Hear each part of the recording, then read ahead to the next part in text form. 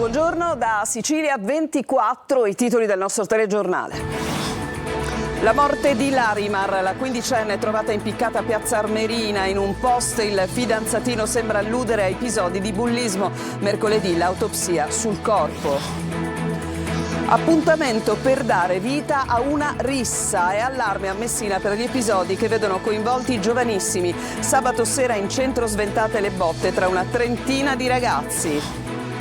Il maltempo colpisce la fascia ionica della Sicilia, grave la situazione a Ginostra, a Catania scuole chiuse nel pomeriggio, a Caltanissetta il sindaco assicura l'attivazione dei pozzi per mantenere l'erogazione ogni 6 giorni. Catania si è insediato il nuovo procuratore capo Francesco Curcio. Sullo scontro governo-magistrati dice la politica ha un compito più alto rispetto al nostro. Modica imparare le regole stradali divertendosi con Andiamo a due ruote per l'autismo, una giornata per favorire l'inclusione e la comprensione reciproca. Calcio, la sconfitta di Crotone certifica la crisi del Catania. Per i rossazzurri solo 3 punti nelle ultime 5 giornate. Vittorie importanti invece per Messina e Trapani.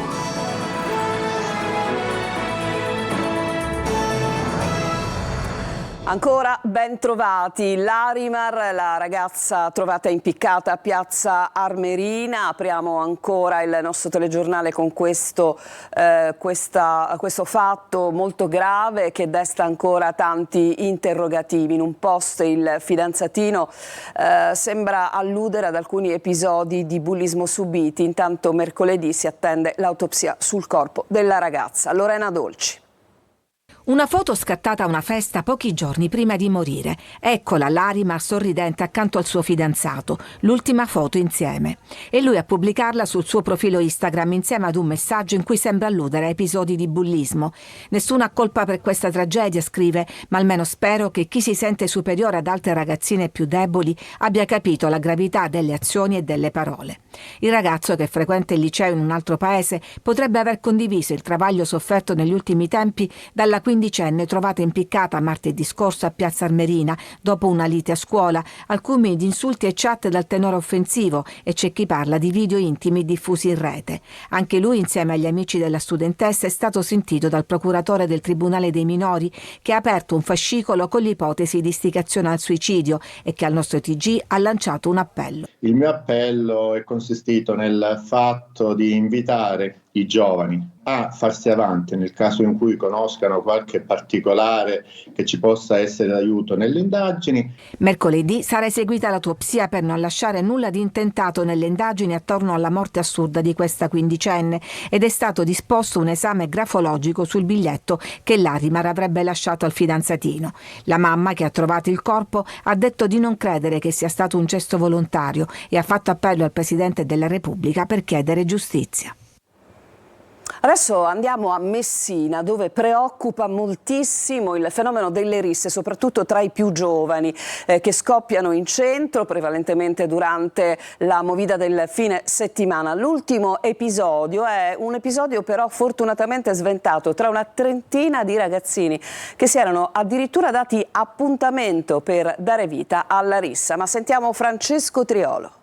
Cresce l'allarme risse a Messina e l'ultimo episodio in ordine di tempo è inquietante ed allarmante. Una mega rissa pronta ad essere scatenata, infatti è stata disinnescata all'ultimo momento nella serata di sabato a Piazza Cairoli, cuore della movida messinese, soprattutto dei giovanissimi. Erano una trentina, tra cui tante ragazzine e minori 14 anni, che stavano prendendo le misure per scatenare la rissa. Movimenti che non sono passati inosservati e qualcuno ha avvertito subito le forze dell'ordine. L'arrivo di 2 pattuglie delle volanti ha scongiurato che potesse scattare l'aggressione, ma resta altissimo il livello di allerta nella zona. A denunciare l'accaduto è stato l'ex garante per i minori Angelo Costantino, secondo il quale non bastano i presidi delle forze dell'ordine, che in questa e in altre occasioni sono stati efficientissimi, ma bisogna lavorare nelle scuole sulla povertà educativa e sulla dispersione scolastica. E che la situazione sia complicata lo testimoniano anche i provvedimenti che la questura sta prendendo nei confronti dei giovani, soprattutto dopo le risse documentate anche sui social. Appena 2 giorni fa il questore di Messina Nino Gargano ha mandato un avviso orale a 2 minori di 14 e 16 anni Il sedicenne è ritenuto l'autore di 2 distinte aggressioni con la complicità di coetanei in via 24 maggio e in via 1 settembre, vittime altre minori minacciati e provocati verbalmente e poi colpiti ripetutamente con calci e pugni. La 14enne, a bordo di una vettura del tram, ha aggredito altre 2 ragazze, entrambe maggiorenni, fino all'intervento di un passeggero che riusciva a fermarla. La stessa minore era stata segnalata per un'altra aggressione avvenuta lo scorso ottobre a Villa Dante. Adesso andiamo a Catania, dove la polizia ha arrestato un pregiudicato per rapina aggravata, 2 tentate rapine e porto illegale di armi. A inchiodarlo la videosorveglianza che lo ha immortalato mentre agiva a volto scoperto. Simona Mazzone. Avrebbe costretto sotto minacce di un'arma e terrorizzandoli 2 giovani in un punto vendita automatizzato H24 a consegnargli 30 euro, ma non solo, i precedenti di Salvatore Castiglia, 36 anni, per medesimi reati erano parecchi. La polizia lo ha così arrestato a Catania per rapina aggravata, 2 tentate rapine e porto illegale di armi. Nei suoi confronti la sezione contrasto al crimine diffuso della squadra mobile della Questura ha eseguito un'ordinanza di custodia cautelare in carcere emessa dal GIP su richiesta della procura. Non solo è accusato della rapina commessa nei confronti di 2 giovani, ma la procura gli contesta anche 2 tentate rapine. A un turista austriaco ospite di un bed and breakfast del centro storico, non riuscita per la reazione della vittima che si è chiusa dentro la struttura, e a un residente in un'abitazione adiacente all'albergo. A inchiodarlo le registrazioni fornite dai filmati dei sistemi di videosorveglianza in cui si vede proprio Castiglia agire a volto scoperto. Adesso andiamo al maltempo che ha colpito prevalentemente la fascia ionica dell'isola. Sono gravissimi danni a Ginostra con fango e detriti che ricoprono le strade. Su Catania, sorvegliato speciale il villaggio Santa Maria Goretti e però c'è un rovescio della medaglia, tanta pioggia, ma purtroppo gli invasi restano a secco. Adelaide Barbagallo. Piove a dirotto. Il maltempo si abbatte sulla Sicilia nord-orientale con temporali e burrasche. Come di consueto si registrano i soliti allagamenti. Grave la situazione a Ginostra, dove in 10 minuti di pioggia le strade si sono ricoperte di fango e detriti. Tranciati i cavi elettrici, l'isola è piombata nel buio. Insabbiato l'approdo del Pertuso, le vie di fuga sono tutte inagibili. Qui siamo sulla circonvallazione di Catania. Grande apprensione al villaggio Santa Maria Goretti, dove i residenti temono nuovi allagamenti. Vediamo il livello dell'acqua nelle strade che rasenta l'ingresso delle abitazioni. In mattinata è stato rimosso il tronco di un albero che rischiava di ostruire il torrente Forcile, sempre a rischio straripamento. Per l'allerta arancione diramata alla Protezione Civile, oggi scuole chiuse in 37 comuni della fascia ionica.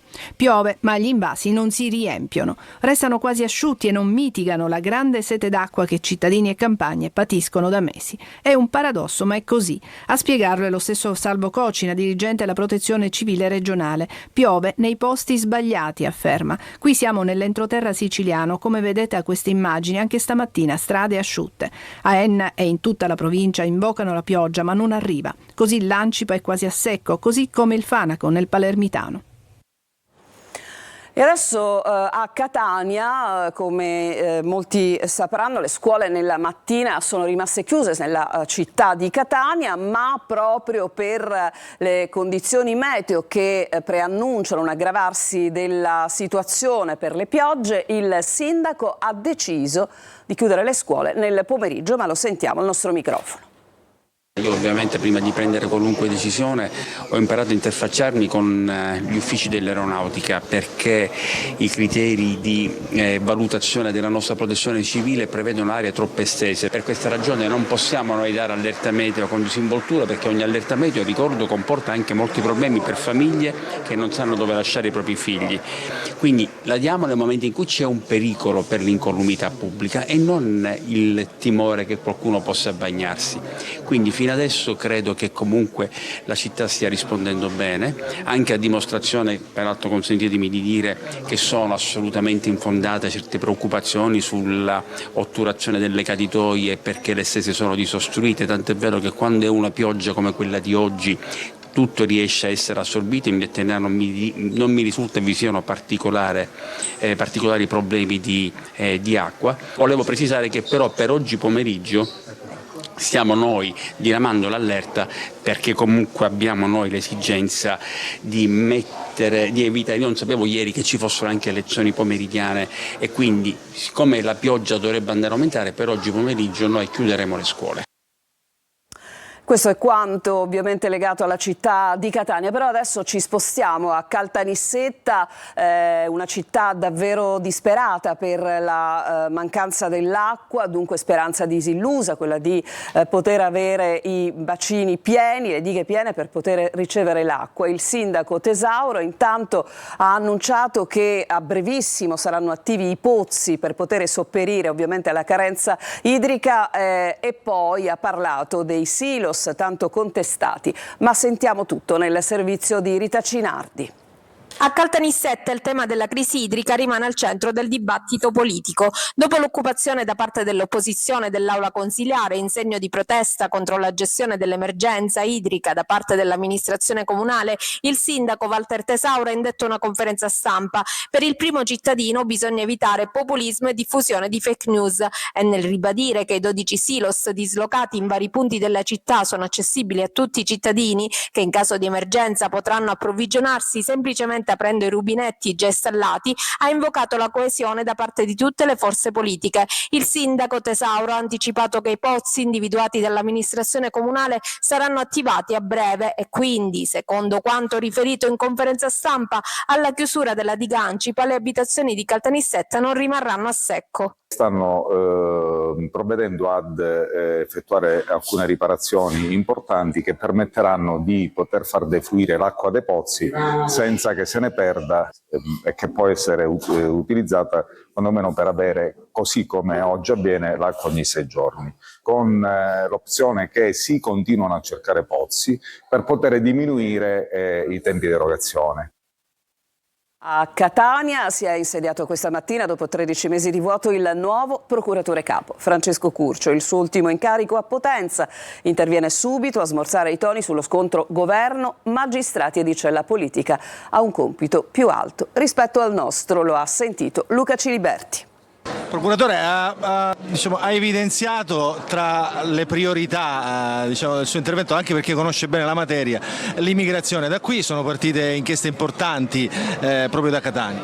Infatti ho detto Catania è una delle migliori procure d'Europa, non d'Italia, su questo fronte, e quindi dobbiamo incrementare questa attività, visto che ci sono delle professionalità che ci invidiano all'estero, insomma. Quindi sono convinto che questo è un... Tra l'altro l'Italia ha sottoscritto questo trattato nel 2006 che prevede il contrasto e la punizione dei trafficanti, ma nello stesso tempo l'assistenza a chi è vittima di tratta. Da procuratore, tutti gli interventi che l'hanno preceduto hanno parlato evidentemente dell'attualità, cioè dello scontro politica-magistratura. Lei ne ha fatto solo così un lieve cenno. No, ma io ho detto quello che andava detto, cioè che ognuno deve fare quello che gli spetta. A noi ci spetta interpretare le leggi che hanno una loro gerarchia, c'è la Costituzione, ci sono i trattati internazionali, ci sono le leggi dello Stato, ci sono le leggi regionali e noi dobbiamo mettere insieme questo pazzo, diciamo così, questo mosaico. E la politica ha un compito più alto del nostro, perché deve dare l'indirizzo politico. Però questo non significa che noi dobbiamo venire meno al nostro lavoro. E prima di fermarci alla cronaca, nuovo colpo della banda della Spaccata nel Catanese. Alle 3:30 sono entrati in azione a Gran Michele nella Banca Agricola Popolare di Ragusa, sradicando lo sportello Bancomat con il solito metodo che vedete dell'escavatore. Sono poi fuggiti a bordo di un furgone. A indagare sull'ennesimo colpo i carabinieri di Gran Michele e Caltagirone, la sezione della scientifica del nucleo investigativo di Catania, che ha compiuto i rilievi tecnici. Ancora in corso la quantificazione del bottino di questo ennesimo furto. Ci fermiamo e subito dopo riprenderemo sull'INGV che dice la sua sul ponte sullo Stretto. A tra poco.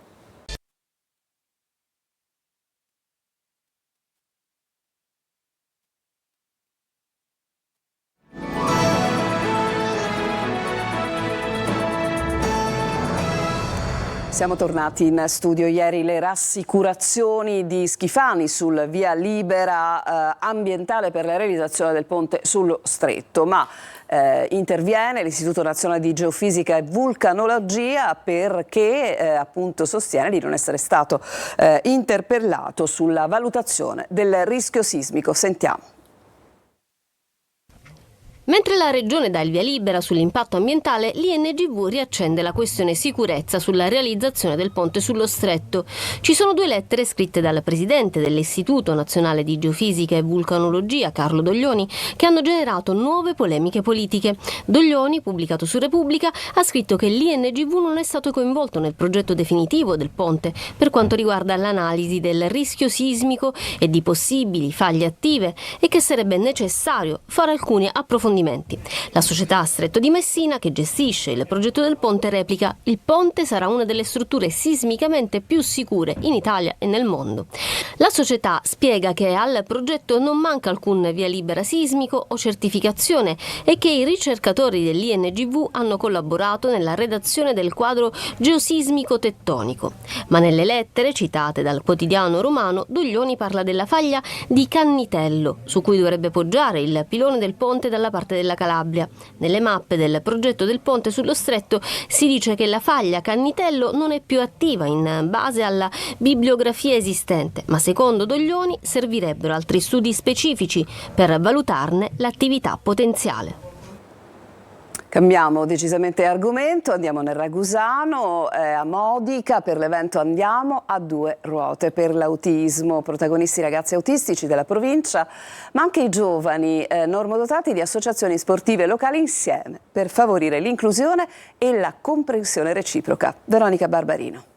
Birilli, semafori, vespe, biciclette, macchinine elettriche e personale altamente qualificato. La via principale del cuore barocco di Modica si è trasformato in un vero e proprio circuito stradale a misura di bambino. Per l'evento Andiamo a 2 ruote per l'autismo, organizzato dall'associazione La Terra di Matteo. Protagonisti i ragazzi autistici della provincia ragusana e i giovani normodotati di associazioni sportive locali, insieme per favorire l'inclusione e la comprensione reciproca. Smossi da tanta curiosità e divertimento, i partecipanti hanno potuto fare un giro in Vespa, una pedalata in sicurezza, imparare le basi delle norme civiche e stradali negli spostamenti urbani ed extraurbani. Un evento quindi che ha voluto dare l'opportunità ai ragazzi di acquisire maggiore indipendenza, tanto che per i molti di coloro ritenuti idonei questo è stato solo il primo passo verso il conseguimento della patente di guida. Si spera di fare soprattutto formazione e informazione e divulgare quanto più possibile, perché l'autismo non è né una malattia e né una patologia, ma è soltanto una semplice condizione. Questi bambini sono semplicemente degli esseri speciali, dei bambini normalissimi. Ci fermiamo ancora, subito dopo la pausa il calcio, cominceremo con il Catania, sicuramente per i rossazzurri si aggrava la situazione di crisi dopo la sconfitta a Crotone. A tra poco.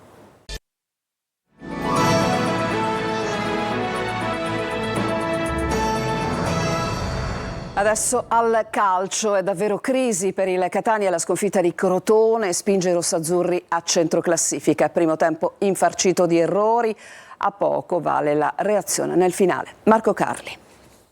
Bisogna stare zitti e lavorare tanto, perché se vogliamo essere ambiziosi non puoi fare un primo tempo del genere. In 10 secondi di dichiarazione condensati i motivi dell'arrabbiatura che coinvolge l'intero ambiente, tifosi in testa. Perdere si può, ma non regalando, e il Catania Crotone ha regalato un tempo e 3 gol. Nonostante un buon avvio, i rossazzurri crollano la prima folata di vento. Basta una corsa in verticale di Silva e un tiro da posizione decentrata per l'1-0. Difesa molle e portiere colpevole. Da quel momento prende avvio la discesa senza freni. Gomez, oggetto del desiderio estivo, porta i suoi sul 2-0 con un tiro angolato. Catania assente che reagisce solo con il possesso. Per il 3-0 basta un tiro tagliato su punizione di Giron, la palla non viene respinta e Adamonis si fa sorprendere ancora. E pensare che la gara era stata anticipata dalla battuta d'arresto del Benevento e dal pareggio dell'Avellino. Le occasioni perse sono state tante, poi ripeto, si poteva anche pareggiare, poi alla fine non avremmo rubato niente, però la cosa mi fa incazzare, scusate l'espressione, è il primo tempo. Nella ripresa il Catania mostra di saper quantomeno reagire, stoppa Corcia con una bella conclusione di destro da dentro l'area su cui D'Alterio non può nulla. Sempre stoppa, batte una punizione tagliata, sfiora Di Gennaro, tocca Giron ma nella propria porta. Poi Montalto ha anche l'occasione del 3-3, ma la reazione alimenta la delusione per l'assurdo avvio dello Scida. Raccolti solo 3 punti in 5 gare, una crisi che sta nei numeri alla vigilia della doppia delicata sfida con Trapani e Avellino. Restiamo alla Serie C, sorrisi arrivano dalle altre due siciliane, il Trapani e il Messina, infatti hanno vinto rispettivamente contro Cavese e Giugliano, vittorie importanti oltre il risultato. Francesco Triolo. Un gol dal peso specifico che va oltre i 3 punti. Facundo Lescano ha scacciato la crisi in casa Trapani con il suo guizzo in pieno recupero che ha consentito a Granata di battere la Cavese e rialzarsi dopo 2 sconfitte consecutive. Una vittoria meritata quella dei ragazzi di Aronica, arrivata solo al fotofinish e dopo un primo tempo complicato in cui un'ottima Cavese li aveva messi in difficoltà. E l'abbraccio liberatorio con cui tutta la squadra, il gol di Lescano ha sommerso il proprio allenatore, è stato il segnale dell'unità del gruppo. Trapani che ha creato tante palle gol ma è mancato a volte di concretezza. Da oggi si pensa al derby col Catania cercando di ripetere la prestazione contro i campani. Sorride anche il Messina che al Franco Scoglia ha battuto il Giugliano, squadra che si presentava in riva allo stretto reduce dalle vittorie di prestigio contro Picerno e Trapani. A decidere il match è stato un rigore conquistato e realizzato da Petrungaro, ma i ragazzi di Giacomo Modica, ancora in silenzio, sono stati bravi ad affrontare la partita con l'atteggiamento giusto, una prestazione di corsa e sacrificio, soffrendo nel finale, sprecando più volte il raddoppio. È la seconda vittoria stagionale per i giallorossi che dà al gruppo maggiore autostima per affrontare la lotta per non retrocedere.